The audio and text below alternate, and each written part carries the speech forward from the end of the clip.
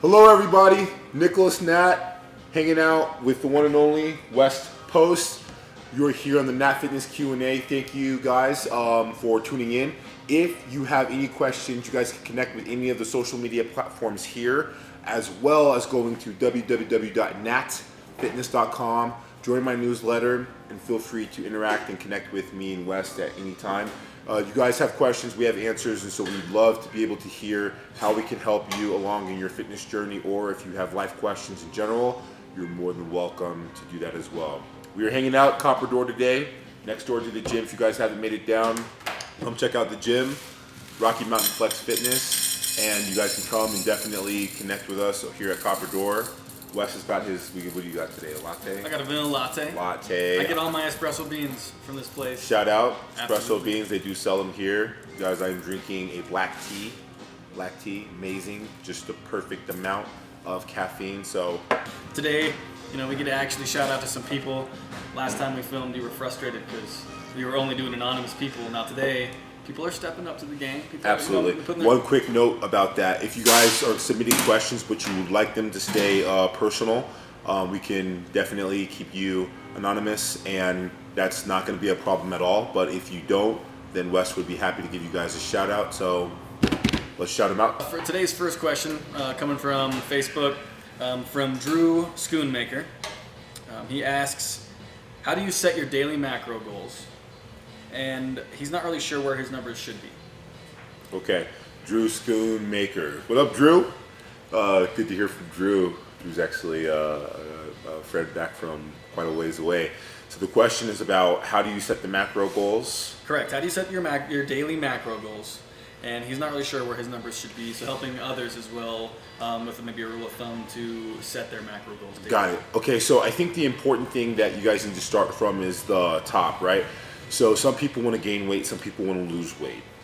In the end, whether you're trying to focus on building muscle or you're trying to reduce your body fat percent and you're talking rapid fat loss, you need to know if you're going surplus calories or down, because that's really going to influence how you set the macro. The cardinal rule for women, starting with protein, is that it's at least 1 gram of protein per pound of body weight. So if you're 125 pounds, then you're going to do about 125 grams of protein total for the day, and that should be broken up over at least 4 meals, if not 5. And then obviously if you're doing a workout, some people like to supplement with amino acids or a protein shake. Make sure that you guys add those total numbers in. If you're a guy and you're focusing on maintaining or dropping weight, you want to do about 1 gram of protein per pound of body weight. If you're looking to go up in muscle, you probably want to start with about 1.5 grams per pound of body weight, and then as you're able to see an increase, then I would recommend moving into a total of 2 grams of protein per pound of body weight. So if you're 195 pounds, you can move to 195 grams of protein per pound of body weight, multiply that by the half, and then that's how you will come up with your total number. Carbohydrates are pretty sneaky. Carbohydrates are 4 grams per pound of body weight. So you have to keep in mind that you're going to be using discretionary calories if you're going to be using any sauces. A lot of times people like to use ketchup. Ketchup is a carbohydrate because it's made from tomato. So I definitely highly recommend sitting about 30%, 40% of your total daily value of intake. So from 100% of your breakdown, 30 to 40% should consist of carbohydrates. Now, if you're going to be in a position where you're trying to cut down on a lot more of your grainy type of carbohydrates, then I highly recommend still keeping that number higher, but then switching out to more complex carbohydrates like vegetables. I like to sit about 50% minimum, if not a lot higher, with the protein. That number can drop as low, depending on what I'm doing with my goals, to 30%. But again, I'm a bodybuilder and professional fitness model, so if I need to focus on putting in more macros for one or the other, that really has to do with my goals at the moment. But generally speaking, like as of right now, I'm about 40% protein in my day, and then I'm also about 40% of carbohydrates, which leave for a discretionary 20% that I usually mix with fats, and then most of the fats that I'm getting are coming from protein sources such as red meat, such as salmon, getting good trans fatty acids or good saturated fats, and then cannot leave out the omega-3 supplements that I'm taking as well. Next question, coming off of Facebook. Thank you for that, Nick. The next one is from Daniel Mackey, a guy that I know too. Love the guy. It sounds What up, like Dan, Natt, Macintosh. he's always working hard, and I'm always proud of that guy. I've talked to him on not just fitness levels, but he's always working hard. Dan's the Alabama boy. He's also in. I wonder if he's going for Roll Tide. Probably. Well, because Alabama and that legacy. Anyway, go ahead. All right. Yeah. Well, he says I'm in a deep cut. He's been into fitness lately. He's been going. He's been hitting the gym, hitting the weights really hard. He's down to 186. But he's losing motivation incredibly fast. What do you do to keep motivation during cutting cycles? Where I'm assuming that like the nutrition cut and you're working hard, so there's got to be some psychological aspects built in.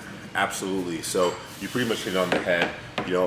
Dan, thanks for the question. So a lot of people get into a position where they're focusing on like a cut, and a cut means that you're really trying to focus on building down the body fat. So what I always tell people is that when you're talking about a cut, make sure that you differentiate if you're actually trying to drop weight.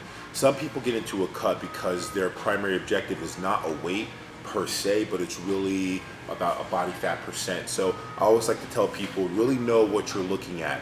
Do you want to drop weight and total body fat percent, or are you really just interested in being as lean as you possibly can?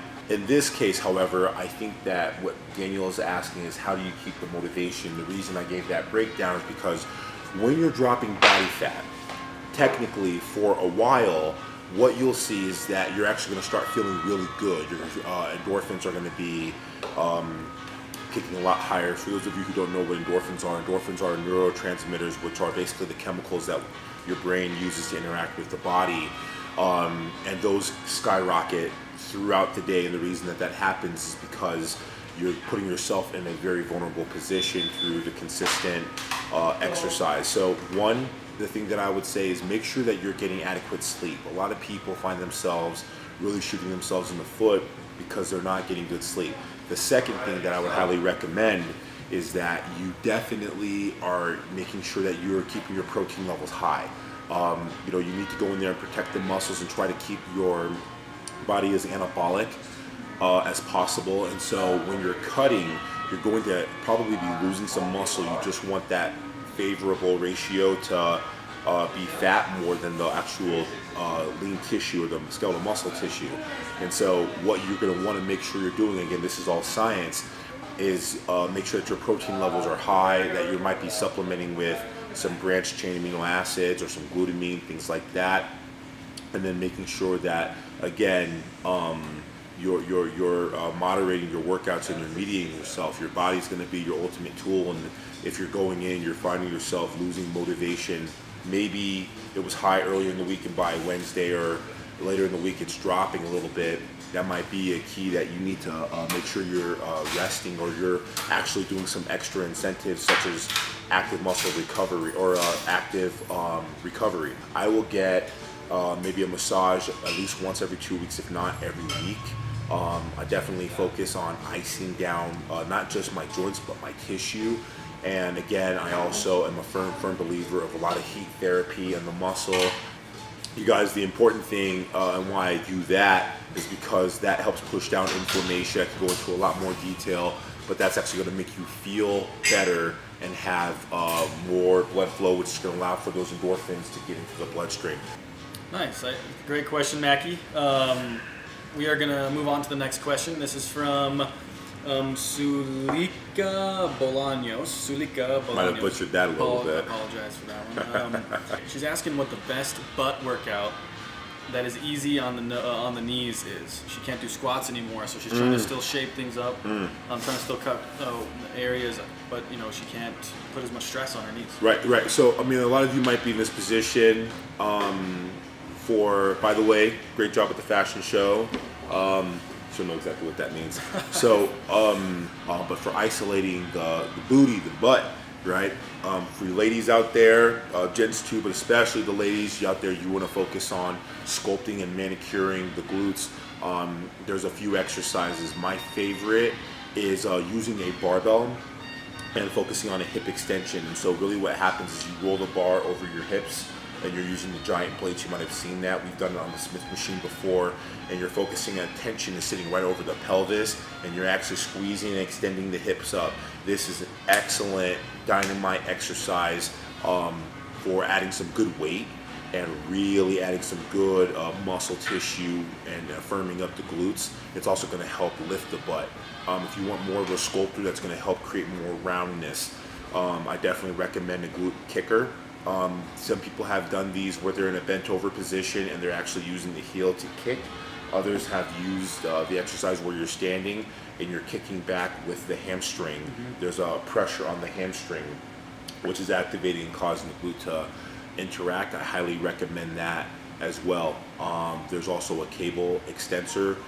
If you have the ability of wrapping your ankle and connecting that with a pulley that moves up and down on the cable, you can put yourself in a position and actually extend back in a kick, and that's going to activate the glutes as well. So either of those I think are going to be exceptional isolators for just the glute to be able to really tighten that up.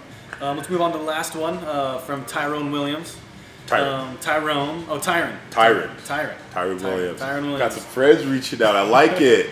I apologize for all the names, people. I'll get them right one day. Yeah. All complaints about butchering the names you send to West, okay? All right, I'll watch out for those DMs. How to stay motivated and focused while training from Tyron.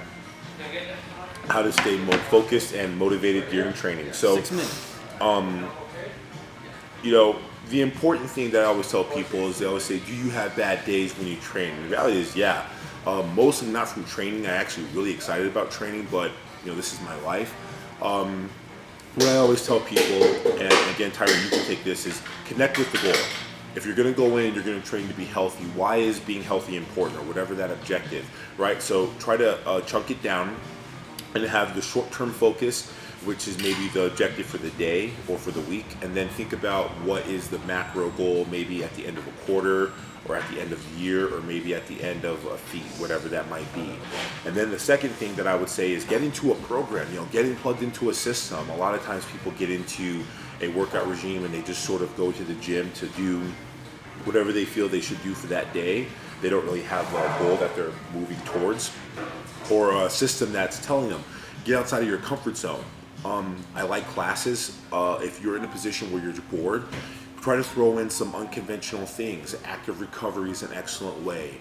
Doing a 16-week or a 20-week program, whatever that might be, if it's based on performance, strength, or endurance, if it's based on achieving and gaining weight, if it's based on cutting weight, whatever it is you're trying to do, because that's going to give you some short-term focus. Every day matters. You have to get up and conquer Tuesday's workout and Thursday's workout, and those first 3 weeks are going to set you up for the next 3 weeks. And so that's going to help keep you motivated, keep you excited as well.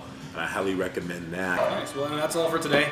Mostly all from Facebook, but thank you everybody for submitting your questions, and thank you, Nick, for your input on everything. And continue to send Nick questions to his, either on this post or through his direct messages through Facebook, Instagram, YouTube. Sign up for his newsletter, nattfitness.com. You want to talk about your product really quick for the next few seconds here? Yeah. You guys, I have an ebook, Abs, Energy, and Confidence. And so that's going to give you connection to my ebook by connecting here on the platform via Facebook. And from there, we will take any questions that you guys have on the remaining platforms.